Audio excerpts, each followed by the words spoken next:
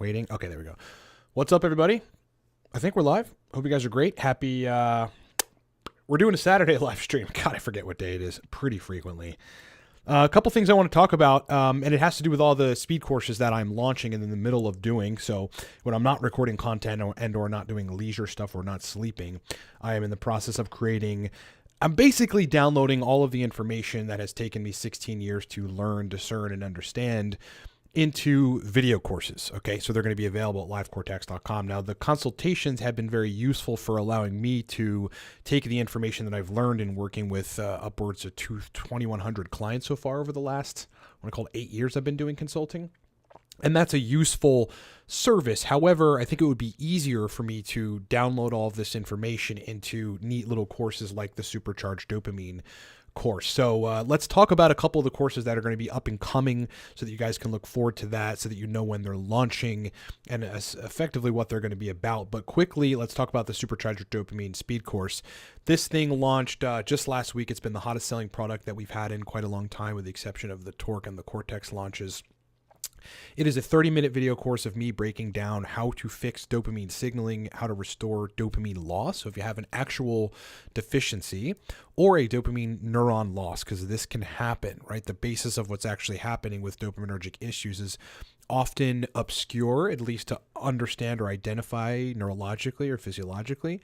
There is a reason for it, and I know how to get to the bottom of resolving it. Hacking dopamine instantly, which is a pretty routinely useful thing to do, especially for entrepreneurs or business types that need to function well. So I've got all the tools in the kit for that. And then effectively rebuilding dopamine neurochemistry, either from a deficiency or from some sort of long-standing signaling issue. We've got a strategy to diagnose whether or not dopamine is your issue. It's a very straightforward strategy that will help you identify pretty conclusively, is dopamine my problem or is not dopamine is something else the issue that I've got to target. So the Supercharged Dopamine Speed course is highly efficient. So it's about 30 minutes long, right? So there's no frills, no BS. I didn't need to have this large 15-minute opener in order to make it 45 minutes long. It is straight to the biohacking strategy for hacking dopamine, effectively the holy grail of dopamine hacking. So you can get that course livecortex.com. It is live now. It's in the description of this video. Secondarily, the next course that is launching, well, there's 4 courses that are launching, so it's difficult to say exactly which one's going to launch first. It really all depends on editing at this point. But number 1, there's Fix Erectile Dysfunction Now. Okay, so that's going to be a video course breaking down the penile rehab strategy that I have been alluding to over the past couple months, in addition to all of the other things that I found at being a high-level biohacker, like translation, not thinking like maca root's going to solve your ED. There are very, very intensive, more granular things that you should be doing at the vascular level and the organ level to fix erectile dysfunction, in addition to hormones. So that's going to be the basis for an additional course. It's called Fix Erectile Dysfunction Now. The next course that will launch is TRT Protocol Perfection. So those of you on TRT that are having a difficult time dialing in your protocol and don't want to do a consultation, it will be easier to just download the course and watch it and execute the steps.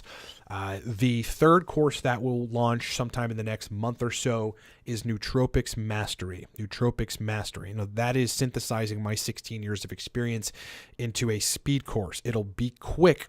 Basically no frills, but it'll go deep into every one of the nootropics that we deal with and how to, as a business person, as an entrepreneur, as a productive person, as a nootropics enthusiast, use nootropics in a very, very targeted way. I mean, this is the kind of stuff that with clients I'm executing, that kind of strategy. So that's going to be a Nootropics Mastery.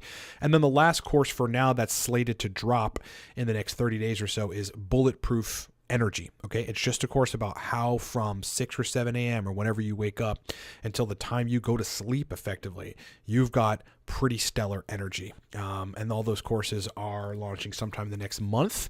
That's just 4 of them. There are an additional 8, so 12 total that are in the works that haven't been completed yet. Again, I'm downloading all of my information in 16 years of working with thousands of people and doing this as a lifestyle as well as a profession into video courses. The whole front page of livecortex.com will be loaded with all of this information. I'm just working on that in the background, and it's a lot of intensive work. So taking a lot of nootropics, including a lot of bromontane lately to do that. So look forward to that. In the meantime, the Supercharged Dopamine Speed course is live, livecortex.com.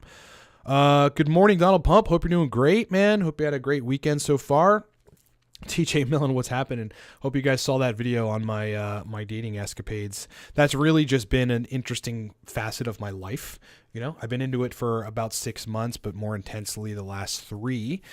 It's just been really interesting, you know, and it sounds kind of grimy and whatever. I got some negative comments and whatever, but you have to understand that at some point, males and females get to a point where they either need to sow their wild oats again. They want to explore new people. It's not just about sex, right? It's about meeting new people. The women that I've dated, I keep, for the most part, with most of them in some sort of regular contact, and it's a great experience. You know, I think it's useful to have friends. If they're friends, then there are sexual benefits along with that. That's great too. But either way, connection with people is important, and so. Yeah, I've been really into that and utilizing the dating apps to the best of my ability and trying to understand strategy, right? I mean, there is certainly a way. It's like you have to think about what girls want. It's not a manipulative thing. It's like, what do they actually want, and giving them what they want at the same time while you get effectively what you want from the exchange. So there'll be a speed course on that too. Don't know when that's going to launch. I think these other ones are going to take precedence. For those of you in here, if you've got questions, post them. If not, we'll hang tight and wait for some folks to jump in here and ask questions. Trying to think of the most primary thing that's been relevant to me. Well, we'll talk about TRT protocol modifications. I am officially finished with what was a pretty long stint of an anabolic testosterone dose. You know, I was at 210, then 180. And now I'm officially back to a TRT dose at 140, 140 milligrams. Now, I've been on that dose before. I'm running 100 IU HCG every day. Minimal aromatase inhibitor. Like if I absolutely feel like I need it, I'll run it. But so far, the labs are looking pretty stellar. I'm around 30 picograms per milliliter with this protocol. And so that's been very interesting so far. There's always a transition period in terms of sexual function, libido, somewhat energy as you modify hormones. And I'm just about at the tail end of that. So, I'm feeling really good. Swisher Swish is asking, is it safe to use PT141 while running 9-MeBC? That is an interesting question. I think that 9-MeBC is primarily a chemical that you would use for dopamine restoration. It can be used acutely for performance, in a performance benefit context. However, it really shouldn't be used consistently in that regard. I don't think there's any negatives to it, but it's like, kind of, why would you? There are many other chemicals that you can use for acute performance. The thing about 9-MeBC is that regardless, you will be forcing a lot of dopamine activity, let's call it, by dosing it. And in the acute periods of dosing PT141, you were also forcing a lot of dopamine activity, mainly in the limbic system and the hypothalamus, but generally you're forcing dopamine release. So while I think it would probably be safe, you might want to have a blood pressure cuff and monitor your blood pressure. I mean, if dopamine gets in too high quantities, it can start to mess with blood pressure. So you're going to be careful about that. But otherwise, I wouldn't call it redundant, but I don't think that them two together serve each other, because 9-MeBC, you're trying to work on restoring dopamine projection from like the origination centers where dopamine, originates in your brain, this place called the VTA. With PT141, you're forcing this manufactured release of it, which again kind of goes counter to what you're trying to do. So although it's probably safe, I wouldn't suggest using it. PT141 in and of itself, if the dose is right, which usually is a dose that comes with side effects, facial flushing and nausea predominantly, will do everything you need to do around what PT141 is really for, which is optimizing sexual function, in a 24-hour period. That stuff is extreme. I mean, for the guys that I talk to that I've either consulted or take it and take a daily 5 to 10 milligrams tadalafil, they do not need to take tadalafil when they're using PT141. I mean, that stuff is very, very potent for erections and libido. It's just an incredible compound. Not a whole lot of thoughts on PQQ. That and CoQ10 I think are necessary chemicals to have in your body, like that you essentially make. And if you feel, which is really hard to diagnose, that there is some sort of optimization to mitochondria and energy turnover that has to happen, then PQQ, CoQ10 may be useful. I think in cases where perhaps you feel like there may be some sort of mild impairment or leading to some sort of what could be an injury, a cardiac injury or cardiac issue, then I know CoQ10 it would be on the top of my list to take for cardiac health for sure. And again, if I was sure I had a mitochondrial issue, I would probably be taking PQQ. Yeah, I mean, an interesting compound. I have taken both of them before. I took predominantly CoQ10 when I was dealing with long COVID. We didn't really talk about that, but after COVID in 2021, I had a series of symptoms for a considerable period of time. I had to rebuild my gut. I had to do a whole lot of biohacking stuff, which got me better while a lot of the long COVID people are still sick, Thankfully, I understood how to approach it. But CoQ10 was somewhat of a critical part of that process and just protecting cardiac function during that time. Any other questions, guys? Great questions so far. Talk about PT141. I haven't dosed that stuff in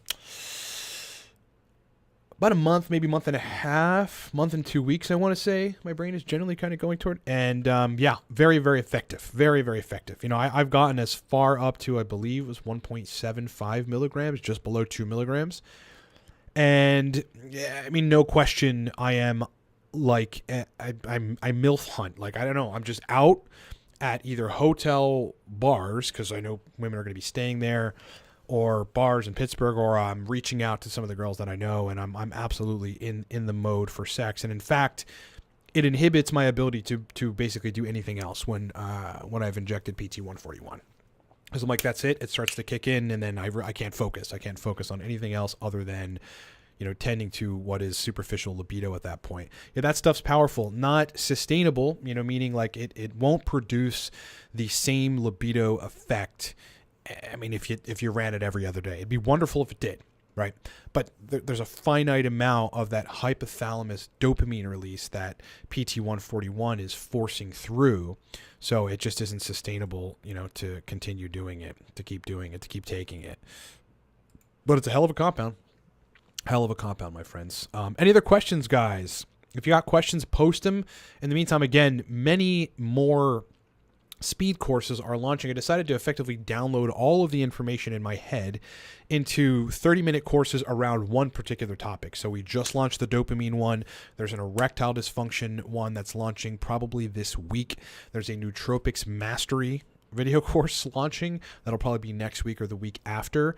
There's a TRT protocol optimization, TRT protocol perfection course that is going to be launching, which I think you guys are going to think is, those of you on TRT must get that course. I just see too many problems with people's protocols, and a lot of it can be resolved relatively quickly. And then the bulletproof energy course is also going to launch relatively soon. I think I lost my chat overlay here, so let me just get that back. Give me a second. Give me a segunda. Yeah, I did lose my chat. Okay, cool. There we go. There's the chat. Tech stuff, bros. Yeah, technological stuff, bros. Yeah. All right, I think the chat is back. Okay, great. Yeah, chat's back. Chat is back. No fights tonight. Yeah, so well, I don't know. Sort of boring. I guess we're waiting on. I don't know what we're waiting on. Like the John Jones fight is like, when's that gonna come? Jones got injured, or somebody got injured. Not happy about that. Malan is asking a question about magnesium and erection quality. Yeah, good question. So basically, the bottom line is in order for proper erections to happen in a male, the smooth muscle relaxation so that blood flow can enter, and then smooth muscle contractibility so that blood flow can stay there, in addition to the isocavernosal muscle, which retains blood in the organ, all need to be in a pretty optimal state in order for high quality erections to take place. And if you are in an intracellular magnesium deficiency, which is hard to quantify, right? Because I believe you can be serum non-deficient in magnesium, but have an intracellular magnesium deficiency, right? I think that's the case for a lot of things. You don't really see at the tissue or the cellular level what is happening with an individual mineral or anything. I mean, really, there's no way to quantify that. I think in 100 years we'll have ways to quantify that. However, with a magnesium serum or an intracellular deficiency, it is my contention that it is impossible to have good erections, right? It would be impossible if you had a true deficiency of magnesium to have high quality erections. Okay, there are if you care to research it on Reddit, I would Reddit search something or Google search something like magnesium cured my ED Reddit, and then go read the various posts, because there are a lot more than like one or two of people that had erection issues, started taking magnesium, and then got their boners back. So, that's really something to consider. 400 to 800 milligrams a day, if you can tolerate it, because it's got some possible GI side effects, the frequent dosing of magnesium. That's what I would suggest. I think erection quality is very multifold, but magnesium is a critical part of it. If you're deficient in it, you're going to have erection issues. I don't think there's any question about that. Subpar username is saying, have you ran a neurotransmitter panel to diagnose neurotransmitter issues? Is it reliable or useful? I have back in the day. It was sort of wishy-washy a little bit, right? Because I was dosing nootropics at the time. And so to be honest, I didn't do it properly. I had been dosing cholinergics at the time. So obviously acetylcholine was like great. I really don't know what it was like at baseline. Dopamine was kind of mid-level. I think the only thing I was lacking back then was serotonin. And that got me into, trying to modulate serotonin to get it at a normal level, which took me down a whole rabbit hole of how to balance it, because it can get too high very, very quickly, and you're not, you don't want that to happen. I think, I think to a degree it may be useful, right? So that, looking at a urine test, which is predominantly how you do that, of neurotransmitters, and I think it's measuring the metabolites, would be useful in identifying, okay, what neurotransmitters should I, in a measured way, work on? Probably via just first, as a strategy, introducing the dietary precursors of those neurotransmitters, and then on the nootropic side, just taking chemicals that optimize the synthesis and the function of those neurotransmitters, not giving you more. Like, I wouldn't be taking a bunch of cholinergics if you had a choline issue. I would eat a lot of eggs and then perhaps take something like coliracetam, which would take more of that choline and synthesize it into acetylcholine. So that's how you would effectively approach that. Yes, I have run it. It was many, many years ago, and I did not do it correctly. Like, from a scientific perspective, I just didn't do it correctly. However, over the years, I've gotten to know, okay, how do I feel when serotonin could be better, or I'm making less of it than usual, which happens just as a byproduct of skipping tryptophan-based foods. It just happens that way, right?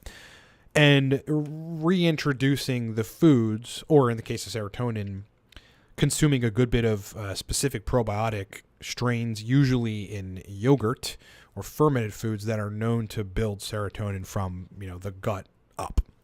So that's been very useful. Otherwise, yeah, I rarely feel like there's an issue with dopamine. So, for me, I'm motivated all the time. And if I ever am not motivated, that's usually an issue with my TRT protocol. Like, I've changed it for one reason or another, or I've introduced something that is sort of fussing with my energy. So many people would get substantially better, what you would think of as dopaminergic, brain function, energy, motivation, zest for life, if they had good energy. Okay. Energy is so important for you to feel, from the moment you wake up. Even if you didn't sleep well, you should feel tired, but you should have energy. You shouldn't have brain fog. You shouldn't have any wacky symptoms. You should feel really good all the time. DJ Mill is saying, hey, I would like to thank you live, Ryan, that because of watch your videos the last 2 years, I'm now cured of 20-year brain fog. Wow. What do you attribute the brain fog to? That I would be very curious to understand that. What was happening? Have you found the root of it? Or are you just using some of the chemicals that we discuss here to resolve it? Was it a testosterone issue? Either way, I really appreciate your comment, man, and I'm glad that you're able to get value. That makes me happy, because, we're not up here rambling. You know what I mean? I'm talking about stuff that has really helped me, help people that I work with, and, hopefully helps people that are watching too. So I really appreciate the comment, man. Malan, best ways to recover test levels without TRT. Yeah, I mean, I think the first thing you want to think about is why don't you want to do it?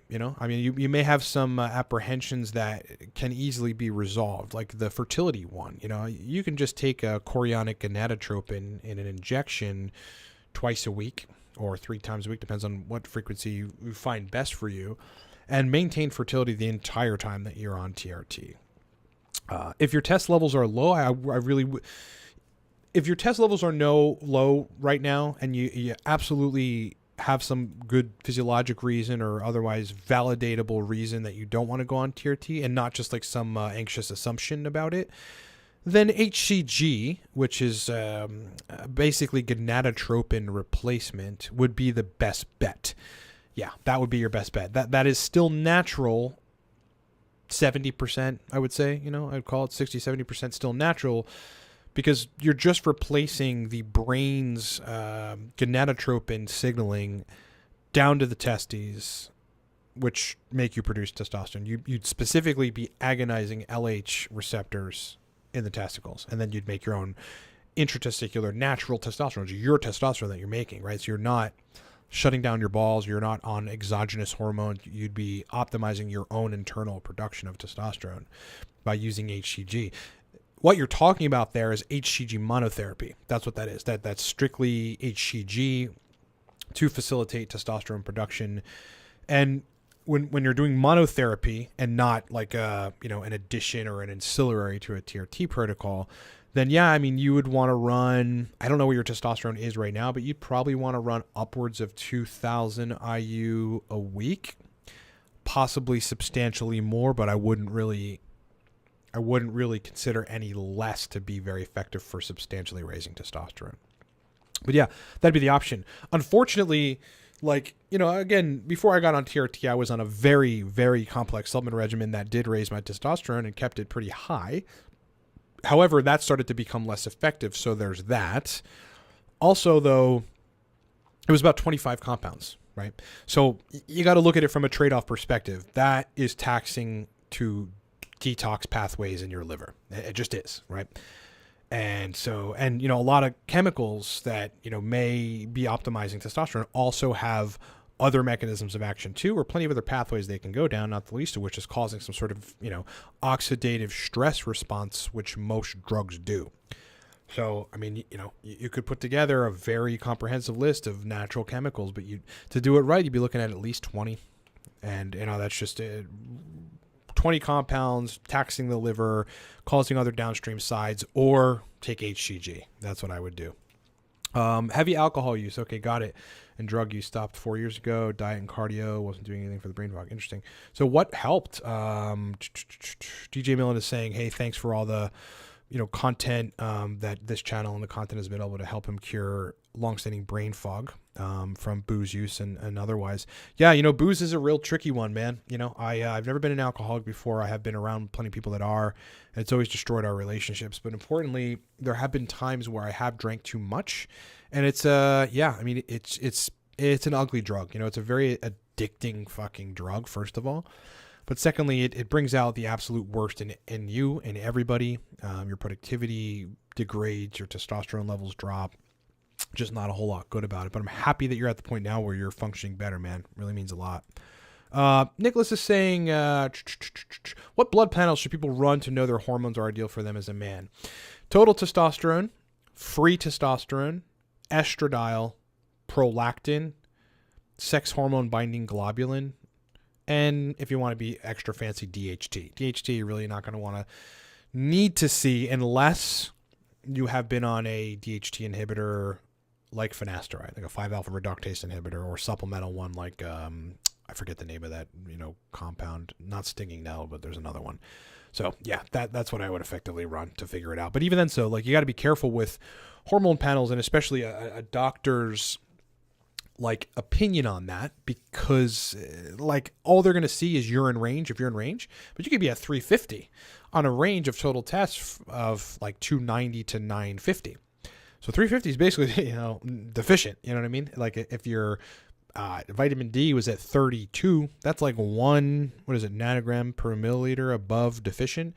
doc would say you're not deficient, but you're fucking deficient, man. So you got to be careful there. Most men are going to feel they're most optimal between 700 and 950 nanograms per deciliter total testosterone.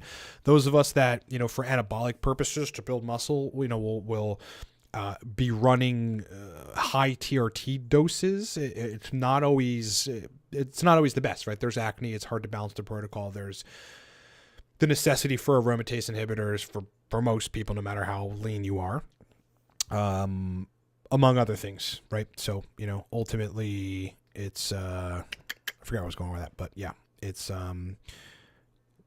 700 to 950 nanograms per deciliter is where you want to be in total test. That's where like good degree of men, and I have to speak generally, are going to feel their absolute best. Mal is saying phenibut as a sub for booze in certain situations. Well, I mean, it depends on your proclivity to get addicted to something or not addicted to. But in addition, there's some element of that that's out of your control with phenibut. It's an addicting drug, right? I mean, that's kind of the bottom line. If you take it any more than 2 or 3 times over the course of a week, you've already started the process of like GABA B withdrawal. And that is that's a crappy place to be, because that's going to make you want to consume things that, bind to GABA B, because you will feel so depressed, not happy, not relaxed, not good for doing it. So, I mean, it's a fine line with phenibut. The way that I would suggest using phenibut in these rare cases would be once a week, and then let your brain get back to normal and reorchestrate itself before dosing it again, right? You just don't want to get in the habit of dosing it consistently. Lewis is saying, hey, how long did you take Shasandra and P5P until prolactin reached 5? Well, prolactin was only, 15 nanograms per milliliter or so? And it was about 2 months of dosing those compounds to get it down. So, as far as anything else that was going on, yeah, right. I also, what it's important about the video you're referring to is what I also was doing is taking an aromatase inhibitor, which I mentioned in the video, so that my, estradiol didn't get above 25 picograms per milliliter. It was shuffling between 17 and 25 or so, which is significantly useful. I don't suggest doing that for people, but if you want to lower prolactin, lowering the sort of net estrogen exposure to the pituitary is going to help substantially, because estrogen just stimulates the lactotropes, which make you make prolactin. So if you're inhibiting estrogen, then you'll make less prolactin as a result. Walter is saying, have you ever ran Sustanche? If so, what's the biggest thing you personally noticed? Yes, I have. I used to be a huge fan of it until I got old enough where like singular testosterone boosting chemicals really wouldn't be very effective. Look, I think it's useful if you want to upregulate Leydig cell function, if you think somehow that the Leydig cells in the testicles that are test producing aren't functioning optimally. At the same time, I think there's some acute dopamine release that takes place when you take Sustanche. So that's like a pretty cool chemical for kind of getting you in a good solid mood. I think that, the literature on Sustanche is actually very clear. I think there are mice and human studies that show a statistically significant enough increase in total testosterone over the course of many weeks or more using Sustanche.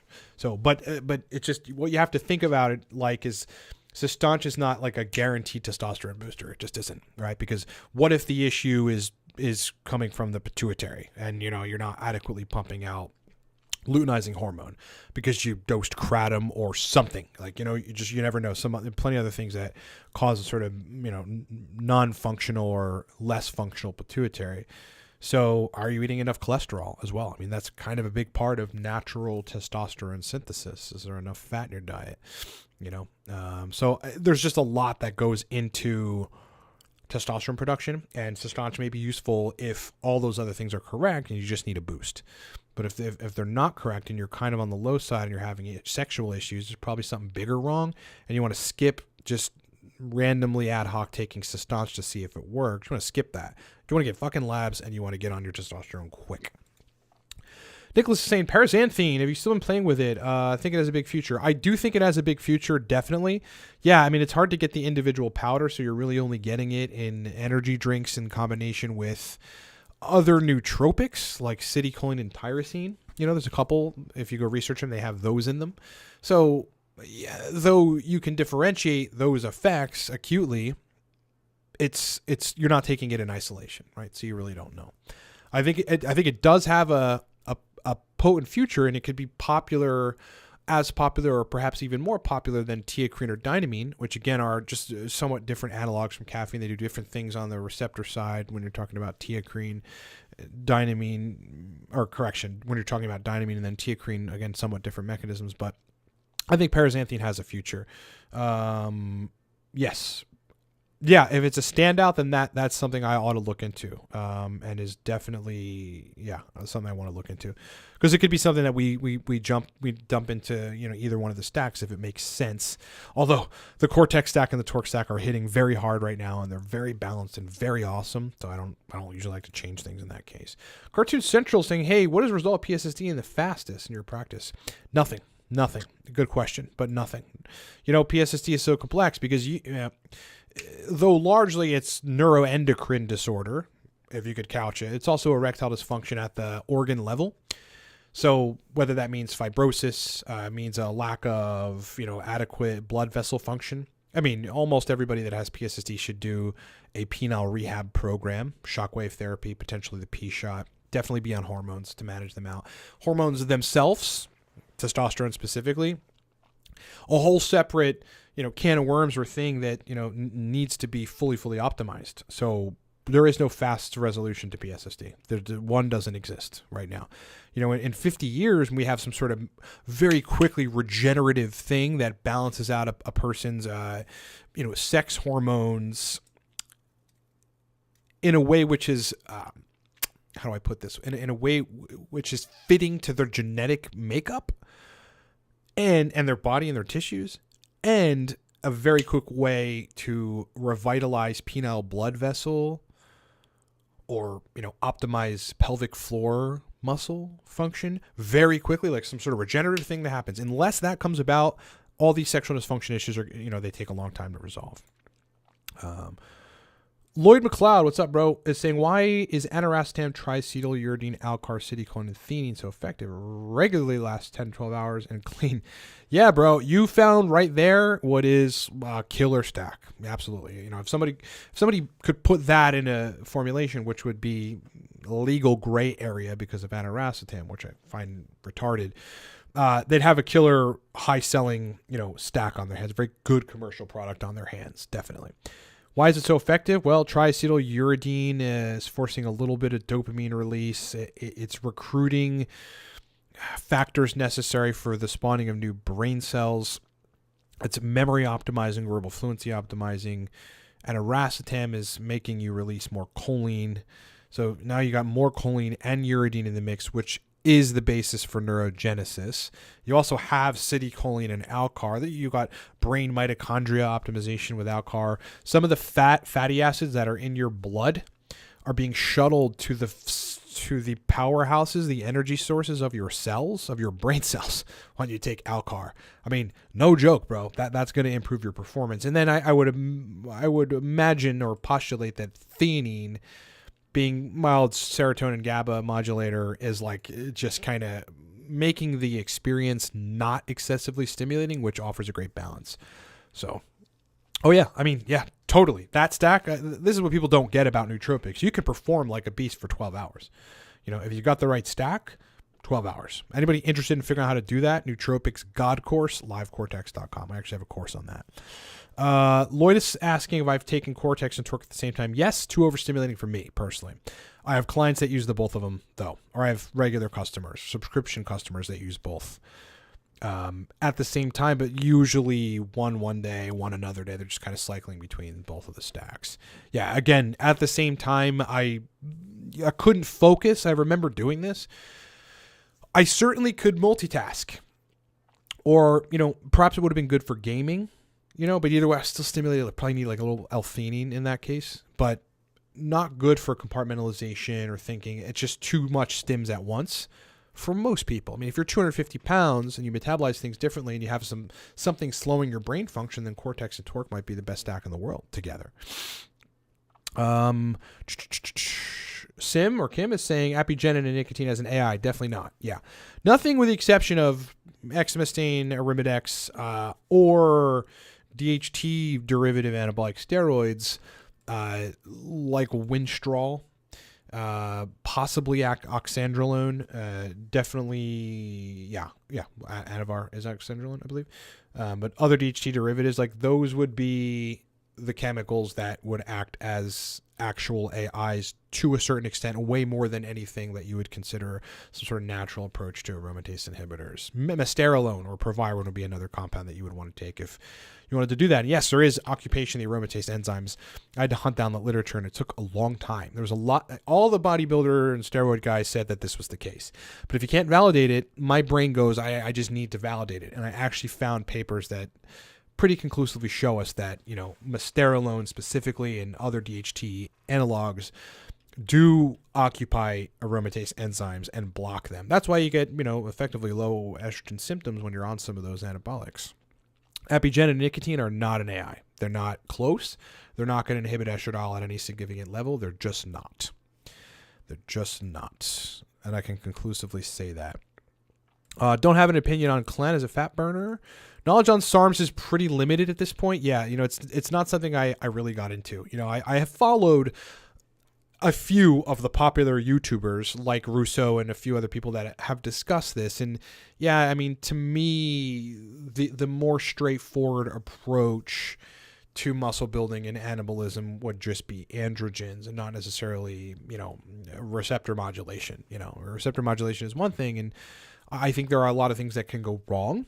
I know a handful of people that have longstanding, problems, health issues or hormonal issues that it's taking them a long time to deal with, that have taken a lot of SARMs. Lewis is saying DHT is too low. Testosterone and free testosterone is the higher end of the range. Estrogen prolactin is low. How can I increase DHT the upper end of the range? You want to look at what's inhibiting it. Yeah, if your testosterone and free testosterone is at the higher end of the range, then you're not converting enough of that test to dihydrotestosterone. And the primary reason that would be happening is you have a 5-alpha reductase inhibitor in your regimen, or you did. Finasteride, Sol Palmetto is a supplement that I was thinking about before that would cause something like this to happen. There are a lot of other DHT inhibitors. There's DHT inhibitor shampoo. Basically anything that you do supplementally or otherwise it's supposed to help your hair grow or prevent hair loss is going to be a 5-alpha reductase inhibitor. Yeah, you want to upregulate, 5-alpha reductase to do that. And the quickest way to do that, according to the literature, I may be somewhat reaching here, but this would be my first attempt, would be to take a lot of HCG. Yeah, human chorionic gonadotropin, because that will optimize 5-alpha reductase activity in the testicles, which is where you want, one of the places that you want it to be optimized so that you can convert more of your testosterone to DHT. Other than that, if you haven't taken a 5-alpha reductase inhibitor and for some odd reason your DHT is low, which this is a peculiar case to me, there's got to be something causing that. I would wager it's a 5-AR inhibitor. But if it wasn't, in the rare case that it wasn't, getting on TRT would solve that issue. You'd be making more DHT, no question. How effective? I'm getting a question about L-carnitine for androgen sensitivity and expression. Pretty effective. You'd want to use L-carnitine L-tartrate. Pretty good literature on that. YouTube account is saying, I use 300 milligrams of phenibut for working out. I can work out 2 to 3 hours and go to failure in every set. Yeah, look, I mean, there's no question that phenibut can be a very effective drug, right? Very, very effective drug for just, in that case, you're just completely relaxing nervous system and, you're in a relaxed place where you're potentially able to push, hopefully with the use of androgens. I couldn't see a guy pushing for 2 to 3 hours that has low testosterone. That's just not going to work out, generally speaking, unless you're very young. But the stuff can be effective, and that's a good dose, frankly, because that's not a high dose. In addition to taking phenibut sparingly, you want to dose it low. You don't want to fuck with that compound. It's just not one of those things that like recreationally you should use unless it's sparing and unless it's in low doses. In that case, it's okay. JHMM GF is saying, why all cholinergic nootropics, even DHA, cause depression? Well, DHA is not a cholinergic nootropic. Choline nootropics are hit or miss depending on whether or not you need choline optimization, right? That's basically the bottom line. And so if you don't need it and your real issue is something else, then cholinergic nootropics are just going to make you feel bad. So that's one potential reason. I don't know what your doses are. There is such a thing as nootropic strategy. Everything has to be dosed correctly. Just like a TRT protocol has to be dialed in correctly. Haphazard use of nootropics or even following some of the Reddit advice will never get you good results. That's why I created courses on this. You ought to check out Nootropics God course to get an idea of exactly how to use cholinergics to get you good results. Otherwise, maybe you're taxing your liver and that's causing you fatigue. Cartoon Central is saying, for anyone with PSSD, I've been taking testosterone mixed esters at 350 milligrams dianabol, 30 to 40 milligrams in proviron, and PSSD symptoms be damned for the most part. Cialis and Clomid have been useful too. Very fucking cool. The truth about PSSD, I guess as it relates to what you may consider, fringe protocols, is that you may need to do that. You may need to do exactly what this person is doing. Kudos for figuring that out because, you need not only heavy, steady supply of androgens, but you also need androgen receptor sensitivity. And mesterolone or proviron is one of the only chemicals that actually has conclusive science on it that it can upregulate the receptors, androgen receptors, in a way which your innate DHT can't. Just think about that. Your own DHT can't upregulate those receptors, but mesterolone can, or proviron. That's the drug name for proviron. So kudos to figuring this out. You're going to have a lot of people that tell you that's too high of a dose and whatever. If you feel good and you're getting resolution, stay on it. Optimize your health. Watch your blood. Look at your labs. Look at your lipids for sure. Make sure there's nothing wacky going on. Eat a hell of a fucking great diet, and you should be good. But more power to you for figuring that out. Godspeed, dude. Sim, if you could pick one natural test booster for overall testosterone, I wouldn't. Again, because testosterone synthesis and production is so much more multivariable than whatever pathway that singular compound is working on. Yeah. Again, injectable wise or heavy compound wise, it'd be HCG. That's it. Yeah. For a lot of people, that's all they're going to need. 2,000 plus IU a week HCG. YouTube account. I love those funny usernames. Subpar username is also great. I work out 2 to 3 hours natty, but only work out 2x a week. I don't like going to the gym, so if anybody helps me enjoy it. Yeah, enjoy it and maximize the time in there. Got it. Yeah, 2-3 hours a session twice a week is okay. I couldn't see that very much taxing you if you had average testosterone levels. Any more than that, yeah, you're going to be taxing yourself out. Hope your diet's on point. Any knowledge on arachidonic acid for increasing localized inflammation and anabolic signaling? I don't know about anabolic signaling, but pretty sure arachidonic acid has some pretty clear connection to acute inflammatory responses. Past a certain amount, I bet there's a threshold for that. And there may be other physiological things that, force that to happen or co-operating at the same time are not helping your situation. Nicholas, 20 girls in 30 days is a dope video. I have to ask, man, how old are you? And 39. I am 39 years old. I'll be 40 in 4 or 5 months. So I'm a very healthy 40-year-old though. I feel incredible. And yeah, what I should have done in that video and I didn't do was all the negatives. After the video was posted, I posted a comment of 20 negatives, and there are more. I mean, one of the substantial negatives was, it was very, very taxing. In the beginning of it, I had been dating and, had sexual partners and whatever, but nothing like that. And, doing that is it's a emotionally exhausting endeavor for sure. It's a physically exhausting endeavor, first of all. I was able to sustain it. I'm on TRT. My regimen is good. I'm a young, healthy dude, whatever. But yeah, it was largely emotionally exhausting, and then to some extent just generally exhausting. It got old, It got old. I was really wanted to get the experience of that. Many encounters in a short period of time. It actually was 37 days. It's just that doesn't make for a good YouTube title, so that makes it more. People were like, "This isn't true." No, it was, and it was 37 days. But yeah, I got to the point where I wasn't interested in continuing to do it. I enjoy dating. I enjoy meeting new women and learning about them and building relationships with them. I just enjoy it. I just enjoy people, you know, and hanging out with guys. Like I have a couple good guy friends and not many. A lot of guys don't have their shit together.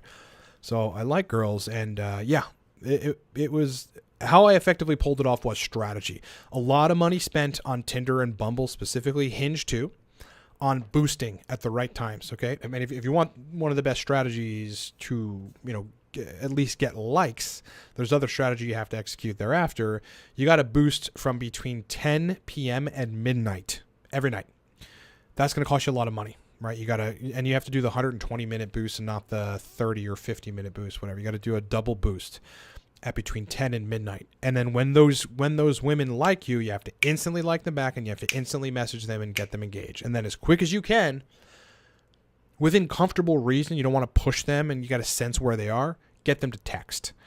And then, you know, while still learning about them and making it not exclusively about sex, get it to the topic of what they like in foreplay and things like that.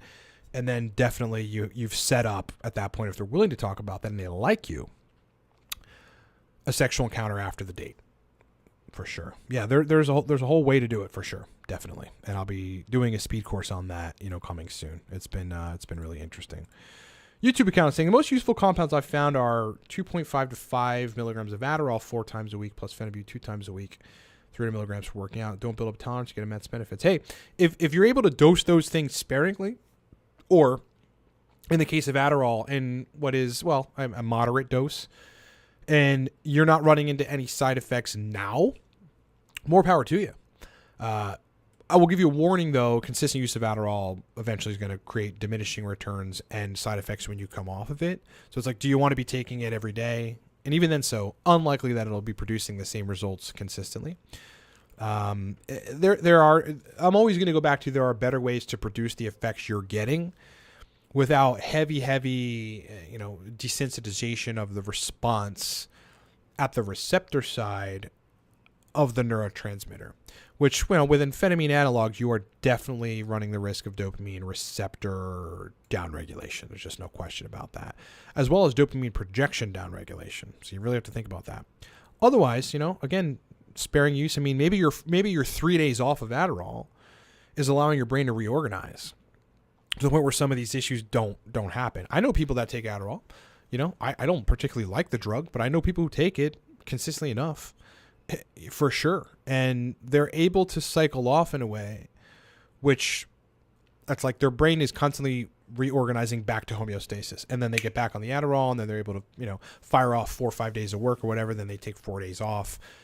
Less productive days for sure, but then, you know, back on, and, you know, it can work that way. I just do not like that drug. You know, I've tried Adderall many times. You know, I've taken it, you know, and there are, you know, these days I'll just take modafinil, but there have been times, I mean, in the last 3 years or something, was the last time. Within the last 3 years, I dosed Adderall, and that was a very productive day. Not a great night of sleep, not a good day the next day, but a very productive, you know, 16 hours. Would I ever use growth hormone? Me personally, I wouldn't.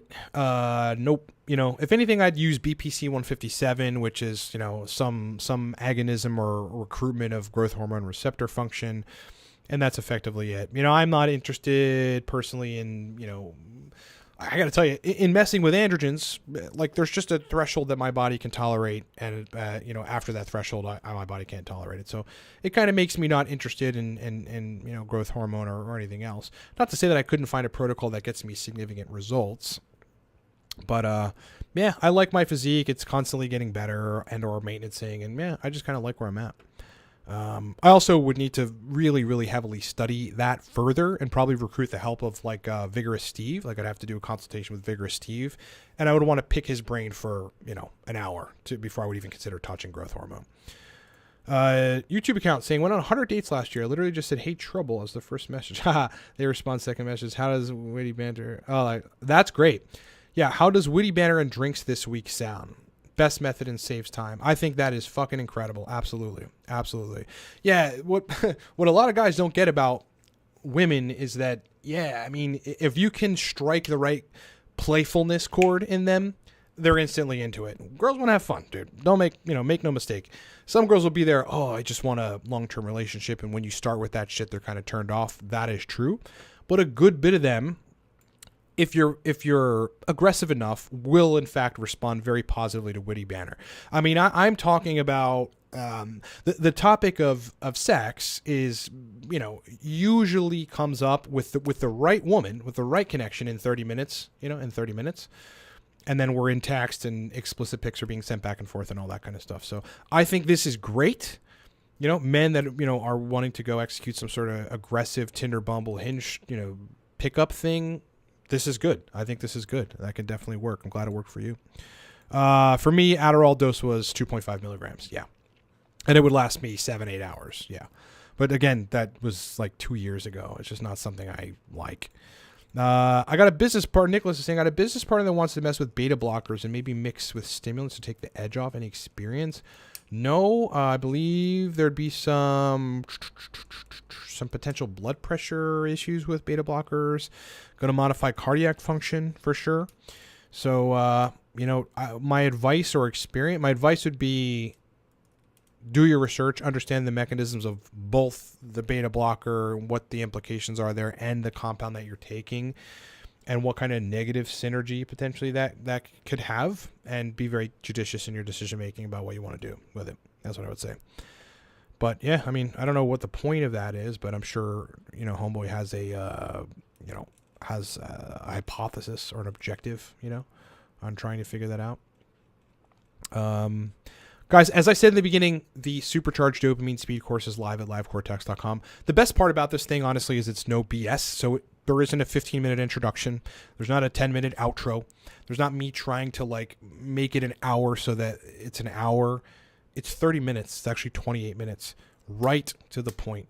Right to the chemicals that fix dopamine, restore dopamine, upregulate dopamine receptors, release dopamine acutely. Doses included. Whole protocols for dopamine restoration are in the Supercharged Dopamine course. It is live right now, livecortex.com. All right, I've lost my chat again. I love that. What's going on this weekend, this Olympia weekend? Are you interested in what's going on? Oh, no. Olympia? In the Olympics? I have no idea. No, not really. Don't know what you're talking about. After they asked to witty banter and drinks, who's going to say no? Then I say, let's do bar name. Yeah. Critically important. Have to set a date. And usually that's going to deter, for you, that rules out the girls you don't want to waste your time on that will fucking waste your time. There are plenty of girls out there who will absolutely just stay in Tinder chat, take 24 hours to respond. No, you want to set dates ASAP, and if girls are, apprehensive about that, usually it's a confidence issue, or usually they want to feel you out more, which if you're just dating, it's going to be a waste of time. So absolutely, these strategies are very effective. This guy knows what he's talking about, because for sure, you have to induce that playful, you gotta be playful with girls for sure, and make them kind of feel a little frisky, like a little warm, because girls are like that. They respond very quickly to that sort of thing. And, if there's chemistry and it's the right time, you got to get them out quick. I had a conversation with a woman last night on Hinge. We had connected the day before and exchanged 2 messages, and then she actually had time to communicate yesterday. And we communicated over the course of about 4 hours on and off, and we've got a date for this Tuesday. So, you got to do it quick. All right. Darren is saying, thought on Adderall plus beta blocker to have less adrenergic effect. Not a whole lot of experience. I wouldn't, beta blockers for me, I don't quite understand exactly what they're doing to a significant enough extent where I can give you a good answer. That would be, frankly, you would want to ask an MD about that, not to understand the mechanisms. You can do that with Google and papers, but you would want to understand if there's some sort of negative, thing that may happen as a result of that. I don't think so, but it's possible. Trey's going to use Hey Trouble at the club. See how that works. Yeah. In person, how would that work? The one thing I don't know. I don't know how that would work. But it could, but you got to be playful and confident when you say it, man. Real playful, real confident, and have a smile on your face. Not a big one, but, sort of a playful, maybe devious little smile on your face for sure. Stand up straight, look good, and go up to them very confidently. The one thing I can tell you I'm experimenting with, this is going to sound fucking crazy, but it's worked twice. And I need to work it more because I've had a lot of rejections, is going to a somewhat socialite bar where there's a lot of people are dressed nice. There's a lot of those in Pittsburgh. A good degree of them are like that. And finding, sitting and kind of surveying the scene for a little bit and finding a lone woman who you can see her boyfriend's not in the bathroom. She's literally having a drink at the bar on her phone by herself. If you like her, going up to her and asking the question right away after a short introduction, you just have to go up. Hi, I'm Ryan. How are you? Great. What are you drinking? Awesome. Cool. Hey, can I have a whatever? I'm going to sit next to you, okay? That kind of thing right away. But asking a girl the question, if the right man came along, and if you had nothing to do later, would you be open to, forget how I worded it, but this worked twice, and I've got to refine it. Would you be open to sleeping with the right guy who came up to you and charmed you, and you felt chemistry tonight? I would say that this happened twice. I got rejected a significant amount more times, but it worked twice. And I actually slept with those two women. Would you do that tonight? And the two women that said yes were like a little appalled initially, but then I kind of just stood there and let it be. I didn't say anything. I just stood there, kind of a devious smirk, and they were fucking curious. Now they're curious. You've revved the engine up. You asked them a simple question. If the chemistry was right, you found a confident man that you could trust and was safe or whatever, and you had the time and felt like it, would you sleep with him tonight? Would you sleep with him tonight? Two girls said yes. So something I have to refine, but, for your guys' records. A lot of rejections, guys. YouTube account. Hinge is the best if you get premium. Yeah, for sure. Unlimited likes, and if you like them on the end stack. Yeah, and Hinge is supposed to be, effectively relationship app, right? But it's definitely not. The date that I have this lined up this Tuesday, I mean, she's a great girl, very pretty. She's a teacher. She's very cool. But we were, discussing sex like very, very quickly, and so I don't think there's any question that, we'll hook up, right? So relationship app, and then, there's hookups everywhere. They're all that way. And I think Hinge is very quickly becoming like the next Tinder. It's like still, I've gotten girls on there that are definitely like, they're wanting to pigeonhole me right away into a relationship. What are you here for? I need to understand that our values are aligned, that sort of thing. And so you're going to get that. But either way, cold approach is a waste of time if you're doing good on the apps. Definitely not. Definitely not. Massive time dump and low returns. Definitely not. I recruited 2 10s doing that. 2 fucking 10s. Beautiful women. One an Italian woman and the other, I don't think she was Slavic or something. And the reason this is useful for me is learning, number one, but those 2 nights, I couldn't get any of the girls on my Rolodex out, and I really wanted just a beautiful woman, in my bed or to do dinner or whatever. So that ended up working out. Not a waste of time if you know how to do it. And you can work the apps all you want, but I mean, unless you have 100 girls in your phone that all love you, which is very rare, you still may need to do cold approaches. I actually like it. I like it. To me, there's something old school about that.